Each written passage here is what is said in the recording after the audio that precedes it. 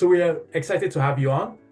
We think what you're working on is super exciting, and we'd love you to tell us a little bit about yourself. And we know you graduated from HBS. So how do you go from HBS to working on a goat farm, and why were you doing that? Our founding partner, Kyle Tucker, he grew up on a goat farm in Bermuda, which his dad still runs. And so when Kyle used to work at Apollo and then Viking in New York, and when he got the chance to go out on his own, he decided to move back to Bermuda, and he's branded all of his stuff under the Tucker's Farm umbrella. And so the Bermuda and goat farm lineage is there in our branding, and Kyle lives down the street from it. But we don't actually run a goat farm. Our situation is Kyle's launched he did a couple deals as a co-GP of a franchisee roll-up and then a franchisor buyout in the QSR space, then went out on his own, and since then, under the Tucker's Farm umbrella, has launched a med spa roll-up that's non-franchise called Annie Aesthetic, which our partner Sam leads. And then that was in 2022. 2023, we launched Wonder Franchises, which is our franchise-focused platform, which I'll tell you more about in a second. And then along the way, we did a investment in VO Med Spa, which, as you guys saw, exited recently. So, on the Wonder front, we just signed our first deal out of this new fund, which is the Christmas Decor, the Decor Group, depending on which name you know it by, which is about a $75 million system sales home services franchisor that does multiple lighting products, but largely it's holiday decorating and lighting. And then we have another deal, it's a QSR franchisor signed under LOI that should close in December. So, we're looking to acquire a couple brands a year. We're small and each one of them is meaningful, so we're going to spend a lot of hands-on time. So we won't be building a huge portfolio, but we're looking to do a couple acquisitions a year. And so we're excited to have, one close and one coming up. You mind taking a step back? Like, how does someone, let's say they graduating college or business school, how do they get to where you got to? Like, how do you have access to this capital to deploy? What is it that you figured out? Yeah, well, so, mostly credits to Kyle, really. He built the foundation here. But so our situation was, in Kyle's first couple of deals that he did as a co-GP, they were, finding a deal and then bringing it to investors. And, they had good pedigree, like he worked at Apollo and all that.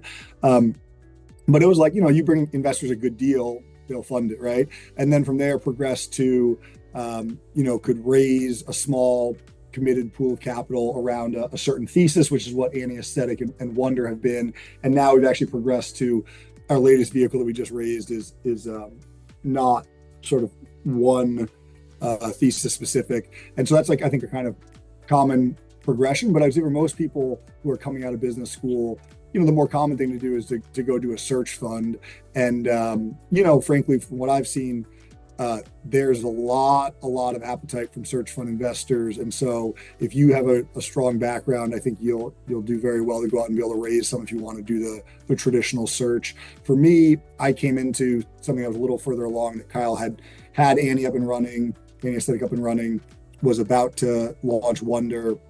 And so I actually worked for my first year as Kyle's sort of chief of staff, helping with Annie, helping get Wonder off the ground, and then also helping for the future fundraise and just general sort of building out the firm, our sourcing, all that. And then I stepped into the CEO of Wonder role about a year after I joined him in May of this year. So Wonder is exclusively focused on franchising, whether it's franchisors or maybe you look at multi-unit franchising, but why? What is it about this time? What is it about the opportunity that you think this is the thing you want to work on when you could work on anything else in the world?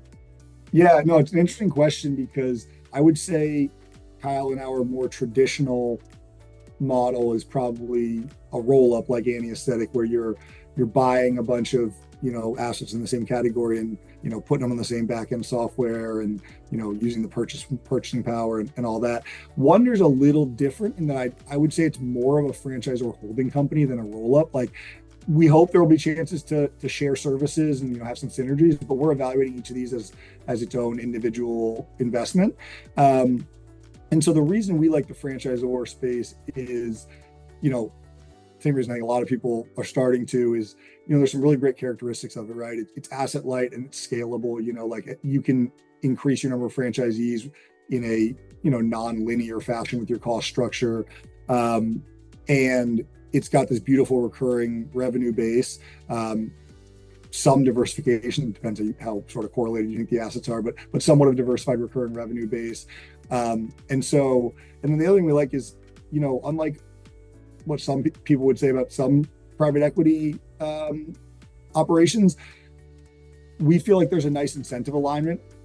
For you to grow your business, it's really built on franchisees growing their business. And so for us, when we look at investments, our number one criteria is franchisee health and the unit economics.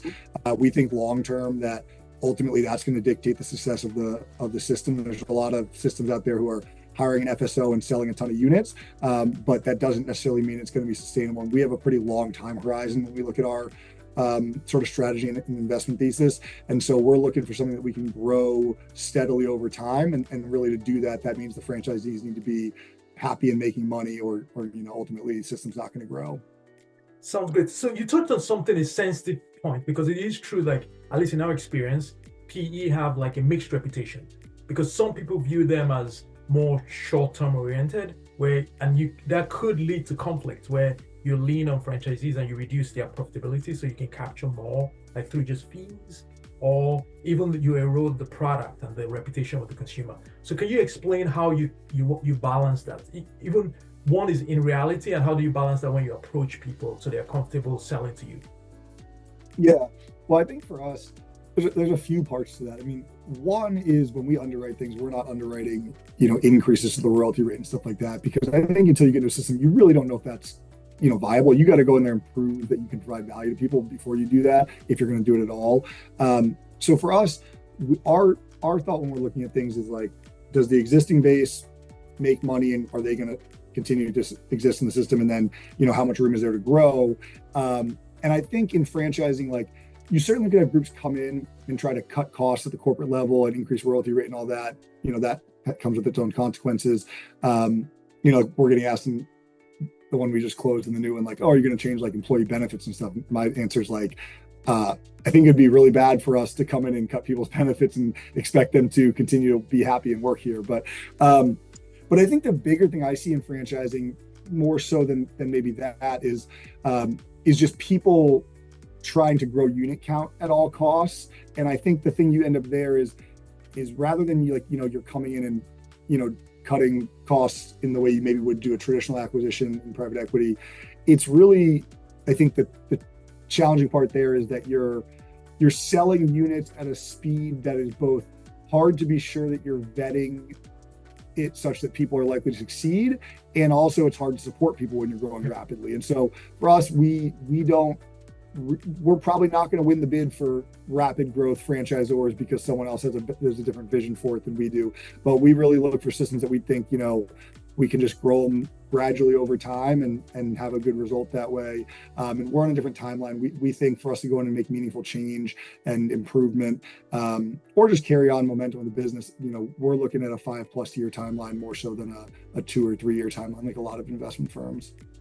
So you talked a little bit about where, like, versus bidding versus other PE firms, let's say, like where your strengths are. But can you tell us more in detail, like who do you think is your ideal target? Like, if you can share any metrics, like what are you looking for? Like if I were trying to pitch you a franchisor, what is it that I should put in the one pager? Yeah, so for us, we'll look across any industry. I mean, frankly, we put everything into the same scorecard. And the reality is there are certain segments that generally score better, right? Like the ROI for franchisees in a good home services franchise, where, initial investment might be $100,000, is night and day different than most food brands where you're putting in $500,000 plus to build a restaurant and the margins are lower, et cetera. So we compare across all industries, and oftentimes certain categories score better. The flip side of that is those often trade at like premium multiples, right? So what we're really looking for is, where's a system that we think has sort of like the best combination of attributes in terms of, strength of the system, valuation, et cetera. And so just like now, the first deal we did is home services. It was a bit of a unique one where it was a carve out and there was some complexity.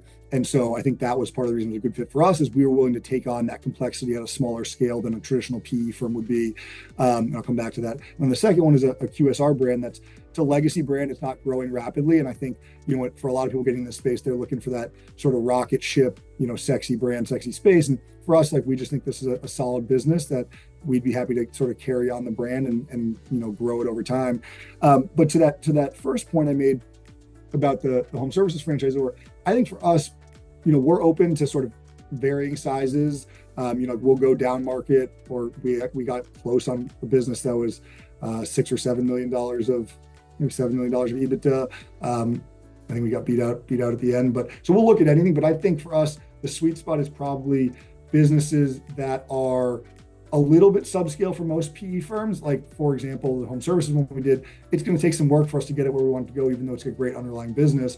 And I think it would have been probably a bad ratio of time spent to money deployed for a lot of firms. For us, we have a smaller pool of capital and a small committed team. And so for us, for the right opportunity, we're happy to put in the work to sort of get a promising business where it needs to go. And so, the two businesses that the one that we, closed on, the one we got under LOI, they're both, one's 75 million in system sales, one's 90 million in system sales. That's sort of that ballpark, but we will certainly go much lower than that. If there's something that has $1 million of royalty revenue, but we think it's got a great, underlying business for franchisees, we'll look at that. And as I mentioned, we'll go up market. So in the franchisor world, it's small enough we can look at everything, but we do think there's a little bit of a niche based on size and certain dynamics of the business that are maybe a better fit for us than some other buyers. Oh, excellent. So could you tell us a little bit about Christmas Decor? In this case, sometimes we talk to prospective franchisees, especially in home services, and especially searchers, and they're like, I can do it just as well myself. Why should I pay you X% of my revenue? So how do you sort of justify that? What is the special sauce? What is special about this that makes it fair for your franchisees for over 10 years to be giving you a percentage of their royalties? Yeah, well, I think, there's a lot of people entering the Christmas decorating space, and there's a lot of people doing it on their own, and they do fine. I think the sort of quality of work, like Christmas Decor is a premium product, and I think there's a handful of elements that matter, right? So one is initially they give you training on not just how to actually physically do the implementation, but how do you market it? How do you sell it? How do you price it, et cetera? So there's a bunch of systems in place that teach you how to do all of those things. And then, again, you're doing more upscale stuff, nice residential work, some commercial work, et cetera, where there's some training just in how you need to do this stuff. There's also a product piece, which this is nuanced because before Christmas Decor had a product side of the business where they'd sell the franchisees and then also the franchisor. And we just bought the franchisor and we have a partnership with the product side of the business. But the product piece is a valuable one. We make sure they have, access and solid pricing, and, they get taken care of on the product side and have great selection even during the season. So there's that piece. There's the ongoing support, right? You can call your, we call them franchise consultants. Other people might call them FBCs or whatever else, but you can call your franchise consultant and they can help you with every problem you can imagine. There's a big network piece where people call each other within the system because someone in this, their friends in the system have dealt with the same things they have. And so I think there's a lot. It's unlike, McDonald's where it's like, okay, you get the brand on the menu. There's, 5 or 10 parts of the system and the resources you get that make you much more likely to succeed. And so, I think it's one of those where there will be people who succeed on their own, and that's great for them. But I think if you were just trying to say, how do I maximize my chances of having a profitable business in this space? I think oftentimes going with a franchise system who's proven it. And again, this system, we've got, 200 franchisees with you can look in the, I don't want to say anything that's not allowed, but look in item 19 of the FDD and, the numbers are strong. And so I think that the sort of the proof's in the pudding there, that it helps your chances of having a good outcome. Do you mind telling us your ambition for Wonder? What are you trying to build now, 10 years from now? What is the goal? And what are all the ways you hope to service the market? Yeah, so I think for us, our goal is we would love to acquire, 2 or 3 brands a year that we think fit what I've described in terms of an opportunity for us to, over a 5+ year time horizon, just continue to grow the business. We're not looking, to come in and disrupt a business or do a turnaround and things like that. We're looking for a solid business that we believe in, that we can come in and make incremental improvement to help franchisees grow their business and add additional units or territories. And so for us, that could be a lot of different things. But my hope for Wonder 5 years from now is that, rather than having 1, soon to be 2 businesses currently in the portfolio, we'll have, let's say, 6 or 10 businesses that combine, have some real scale to them. And I hope over time that'll allow us to also do some shared services across. In franchising, I think operations and support is probably one that's going to be fairly specific unless you build a true platform that's pretty targeted, which is challenging and really narrows your ability to acquire stuff. Though it certainly there's been some platforms that have done a great job with it. It's just, I'd say there you're more likely to pay up to get the targets you really want than for us where we're like more opportunistic about businesses we like.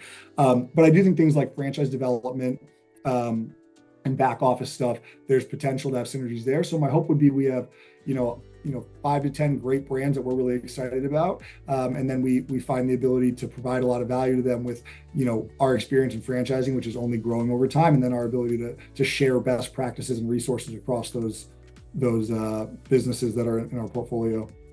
Awesome. It was great to have you. We always love talking to people that are doing interesting things, especially like, bringing sophisticated tools from finance to the franchise industry. And you're certainly doing that. So it was great to talk to you today. Thank you very much.